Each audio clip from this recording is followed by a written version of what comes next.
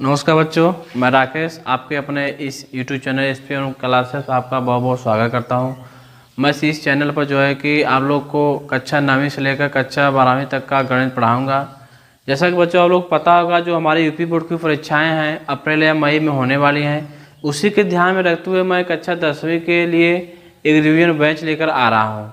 तो आज हमारी इंट्रोडक्शन क्लास होने वाली है। हम लोग इंट्रोडक्शन क्लास में देखेंगे कि कक्षा 10वीं में यूपी बोर्ड एनसीईआरटी बुक हमारे कितने चैप्टर हैं, उसको हम लोग देख लेते हैं आज। तो देखो बेटा, जो पहला चैप्टर है हमारा वो वास्तविक संख्याएं हैं। चैप्टर नंबर 2 आपका है बहुपद है। चैप्टर नंबर 3 आपका है दो चर वाले रैखिक समीकरण युग में है। चैप्टर नंबर 4 है आपका द्विघात समीकरण है। चैप्टर नंबर 5 है आपका समांतर श्रेणियां हैं। चैप्टर नंबर 6 है त्रिभुज। चैप्टर नंबर 7 है निर्देशांक ज्यामिति। चैप्टर नंबर 8 त्रिकोणमिति का परिचय। चैप्टर नंबर 9 है आपका वृत्त त्रिकोणमिति के कुछ अनुप्रयोग हम लोग पढ़ेंगे इसमें। चैप्टर नंबर 10 है आपका वृत्त। चैप्टर नंबर 11 है आपका रचनाएं। चैप्टर नंबर 12 वृत्तों से संबंधित क्षेत्रफल पढ़ना है हमको। चैप्टर नंबर 13 है आपका पृष्ठीय क्षेत्रफल और आयतन। चैप्टर नंबर 14 है सांख्यिकी और चैप्टर नंबर 15 है वह प्रायिकता। तो देखो बेटा, जो हमारी क्लास होने वाली है, अभी तक जो कुछ पढ़ा नहीं है या जो पढ़ा है उसको रिवीजन हो जाएगा, और जो अभी तक पढ़ा नहीं है उसके लिए हमारी क्लास उसके लिए क्या होगा, बहुत फ़ायदेमंद होने वाली है। तो आज हमारी इंट्रोडक्शन क्लास था इस SP1 क्लासेस चैनल पर। तो सब लोग हमारे इस चैनल को सब्सक्राइब कर लेना, शेयर करना और लाइक कर देना। तो बेटा, आज हम लोग को जो इंट्रोडक्शन क्लास है हमने देख लिया हमारे एनसीईआरटी बुक में क्लास 10वीं के लिए मैथ कितने चैप्टर हैं। इसके बाद हम लोग आज देखेंगे अपने इंट्रोडक्शन क्लास में वास्तविक संख्याएं के बारे में आज देखेंगे। जो है कि देखो बेटा, जो हमारा जो चैप्टर है वास्तविक संख्या है, इसमें हम लोग कुछ परिभाषाएं दे लेते हैं, क्योंकि इस चैप्टर में आपको कुछ परिभाषाओं कुछ जानकारी लेना बहुत आवश्यक है। इसमें आएगा आपको प्राकृत संख्या आएगा, पूर्ण संख्या आएगा, परमेय संख्या, अपरमेय संख्या, पूर्णांक आएगा, धन पूर्णांक आएगा, बार बार आएगा। तो जो हमारी आज इंट्रोडक्शन क्लास होने वाली है, पहले हम लोग इसको जो परिभाषा है सबको हम लोग देख लेते हैं। तो देखो, पहला क्या है हमारा, प्राकृत संख्या। देखो बेटा, प्राकृत संख्या आप लोग सब लोग परिचित होंगे। प्राकृत संख्या मतलब क्या, नेचुरल नंबर वे संख्या है या गिनने वाली संख्याओं को प्राकृत संख्या कहते हैं।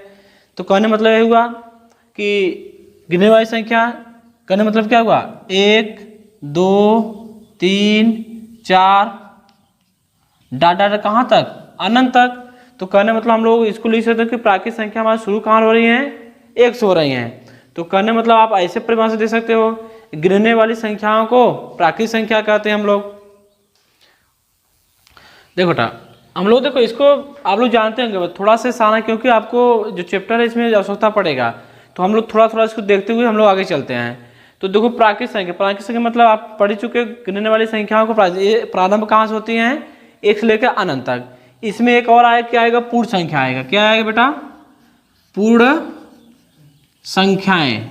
पूर्ण संख्याएं, पूर्ण संख्या कहने मतलब क्या है कि देखो, जैसे इस प्राकृत संख्या को आप बढ़ाते जाएंगे, 1 2 3 4 5 6 7 8 9। देखो 9 के बाद 0 मतलब 10 आएगा। तो 10 आएगा कहने मतलब क्या है, हमने देखा कि जो प्राकृत संख्याएं 1 से लेकर अनंत है, लेकिन 10 लिखने के लिए क्या 0 की आवश्यकता पड़ेगा। तो कहने मतलब ये संख्या क्या, 0 के बिना क्या अधूरा है। तो कहने मतलब क्या कि शून्य सहित प्राकृत संख्याओं को हम लोग क्या कहते हैं, हम लोग क्या कहते हैं, पूर्ण संख्या कहेंगे। क्या कहेंगे, पूर्ण संख्या कहेंगे। क्या कहेंगे, पूर्ण संख्या। देखो बेटा, तो हमारा हो गया क्या, पूर्ण संख्या है, 0 1 2 3 4 5 डाट डाट डाट डाट। इसके बाद एक और आपको आवश्यकता पड़ेगी। इसमें आवश्यकता क्या है, हमारा पूर्णांक आएगा। ध्यान देना, ये बार बार आएगा पूर्णांक, बार बार आएगा। आपको क्या आएगा, यह पूर्णांक। पूर्णांक समझ लेते हैं हम लोग। देखो, जैसे हम लोग जो संख्या रेखा हम लोग पढ़े हैं कि आपको पता है कि बीच में क्या होता था, आपका 0 होता था, और 0 के दाहिने तरफ क्या होती थी आपको, 1 2 3 4 5। उसके बाएं तरफ माइनस में -1, -2, -3, -4। कहने मतलब हमारा यह है कि प्लस वाली संख्याएं और माइनस वाली और शून्य सहित जो संख्याएं बन रही हैं उसको हम लोग क्या बोलेंगे, पूर्णांक पढ़ेंगे। लेकिन आपको जो चैप्टर है, जो आपको जो चैप्टर वास्तविक संख्या, आपको माइनस वाले पूर्णांक को नहीं ध्यान देना, माइनस को नहीं देखना है। आपको जो सिलेबस दिया गया है धन पूर्णांकों के बारे में हम लोग पढ़ेंगे। तो ध्यान देना, यहाँ पर आपसे बार बार बोलेगा कि धन पूर्णांक धन पूर्णांक। तो धन पूर्णांक करना मतलब क्या, वही हम गिनतियाँ लेंगे 1 2 3 4। देखो किसी संख्या के पहले कुछ नहीं चिन्ह है, किसी संख्या पहले कुछ नहीं चिन्ह है तो कौन सा चिन्ह माना जाएगा, प्लस। कहने मतलब आपको जो सवाल में हरदम बोलेगा कि धन पूर्णांक तो आप समझना क्या है कि वही गिनतियाँ रहेंगी हमारी 1 2 3 4 कुछ हो सकती हैं। तो हम लोग क्या देखें, प्राकृत संख्या देखें, पूर्ण संख्या देखें और क्या देखें, पूर्णांक देखें। देखो बेटा, तो पूर्णांक में हम लोग देख लेंगे कि जो बीच में शून्य होता है, शून्य के बाद में बोलेगा कि पूर्णांक धन पूर्णांक। तो अब हमेशा, क्योंकि आपको जो सिलेबस है उसमें आपको किसके बारे में बोला है, धन पूर्णांक के बारे में बोला है। जब भी बेटा धन पूर्णांक कहेगा तो हम लोग किन संख्याओं को लेंगे, 1 2 3 4 इन संख्याओं को लेंगे।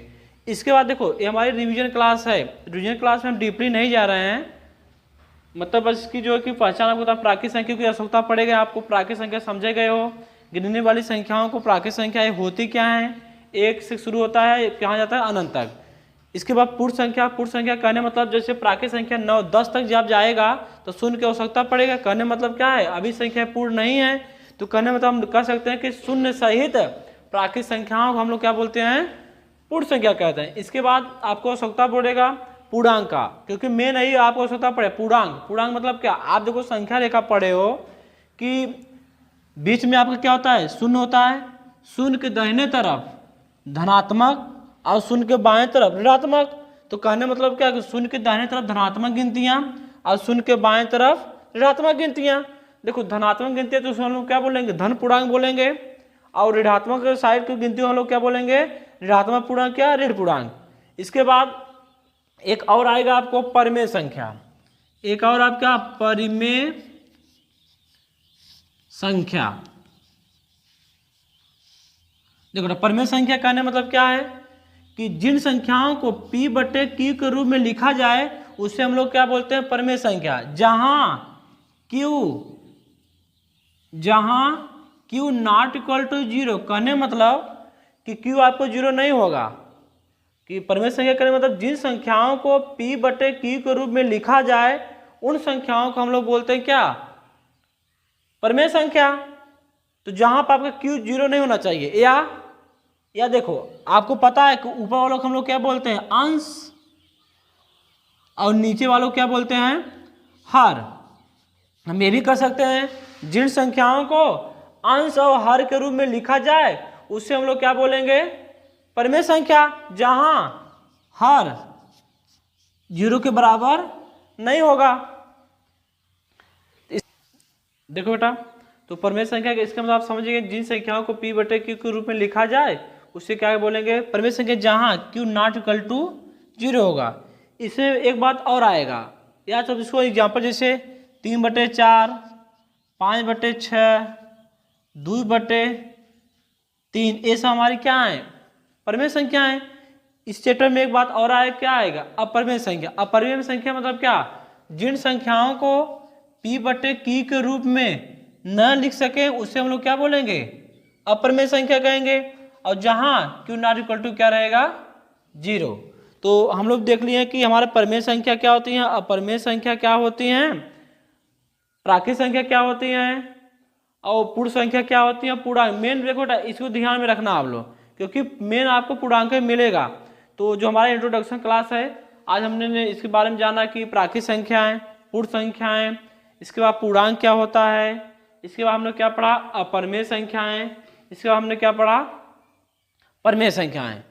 तो जो देखो बेटा इसमें हम लोग जो हमारी इंट्रोडक्शन क्लास है उसको हमने देख लिया आज, क्योंकि रिवीजन क्लास है हम डीपली नहीं जा रहे इसमें। तो हमने देख लिया प्राकृत संख्या क्या होती है हमारे, कि गिनने वाली संख्याओं को प्राकृत संख्या होती है। प्रारंभ कहाँ से होती है, 1 से लेकर कहाँ जाती हैं, अनंत तक। इसके बाद हमने देखे क्या पूर्ण संख्या है। पूर्ण संख्या का मतलब क्या है, शून्य सहित प्राकृत संख्याओं को हम लोग क्या बोलते हैं, पूर्ण संख्या कहते हैं। स्टार्ट कहाँ से होती हैं, शून्य से लेकर अनंत तक। इसके बाद हमने क्या देख लिया, पूर्णांक। ये आपका मेन इंपॉर्टेंट है बेटा, इसको ध्यान में रखना। पूर्णांक क्या होती है कि जैसे पूर्णांक है तो जैसे कोई संख्या रेखा है, अगर जीरो के दाहिने तरफ क्या होता है धनात्मक संख्या है और जीरो के बाएं तरफ ऋणात्मक संख्या है, तो धनात्मक जो संख्या है उसको हम लोग क्या बोलेंगे, धन पूर्णांक या धनात्मक पूर्णांक।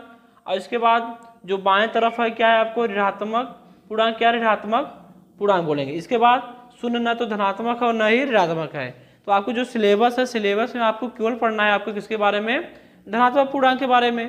एक और हम लोग देख लेते हैं, इसी में आपको आएगा परिमेय संख्या। परिमेय संख्या मतलब क्या, जो संख्या या वे संख्या जो P बटे Q के रूप में लिखी जाए उससे हम लोग क्या बोलेंगे, परिमेय संख्या बोलेंगे। जहां Q not equal to zero, मतलब जो Q है जीरो के बराबर नहीं होना चाहिए। इसके बाद अपरिमेय संख्या मतलब क्या, जिन संख्याओं को P बटे Q के रूप में नहीं, ये आपने हम देखो यहाँ कट लगाया है, कट लगाने मतलब क्या है कि जो वही संख्या जिनको P बटे Q के रूप में नहीं लिखे उससे हम लोग क्या कर सकते हैं, अपरिमेय संख्या कहते हैं। जहां Q equal to not zero या Q not equal to zero. तो बेटा आज हमारी इंट्रोडक्शन क्लास ये हमने इसको क्या किया देख लिया। इसके बाद हम लोग कल जो आपकी जो प्रश्नावली नंबर फर्स्ट है उसको हम लोग देखेंगे। जो तो हो गया, इसका मतलब क्या कि वह संख्या का मतलब क्या कि परिमेय और अपरिमेय संख्याओं का समूह क्या कहलाएगा, हमारा वास्तविक संख्या कहलाएगा। तो हम लोग देखें परिमेय मतलब आपको बताया दिए, परिमेय संख्या मतलब क्या, जिन संख्याओं को P बटे Q के रूप में लिख सकें और जिन संख्याओं को P बटे Q के रूप में न लिख सकें। तो वास्तविक संख्याएं करने मतलब क्या कि परिमेय और अपरिमेय संख्याओं का जो समूह होता है उससे हम लोग क्या कहते हैं, वास्तविक संख्याएं कहते हैं। तो देखो बेटा हम लोग जो वास्तविक संख्या है इसको हम लोग क्या वेन आरेख द्वारा समझते हैं। तो कहने मतलब हमारा हुआ कि सभी प्राकृतिक संख्या, ये ध्यान दो इस चार्ट को ध्यान देना बेटा आप लोग, सभी प्राकृतिक संख्याएं वास्तविक संख्या कहलाती हैं। कहने मतलब जब आप यहाँ इस साइड से इस साइड यहाँ आएंगे तो सभी बोलना, ठीक है। तो सभी प्राकृतिक संख्याएं क्या कहलाती हैं, वास्तविक संख्या कहलाती हैं। सभी पूर्ण संख्या क्या कहलाती हैं, वास्तविक संख्या कहलाती हैं। सभी पूर्णांक क्या कहलाते हैं, वास्तविक संख्या कहलाते हैं। सभी परिमेय संख्या क्या कहलाती हैं, वास्तविक संख्या कहलाती हैं।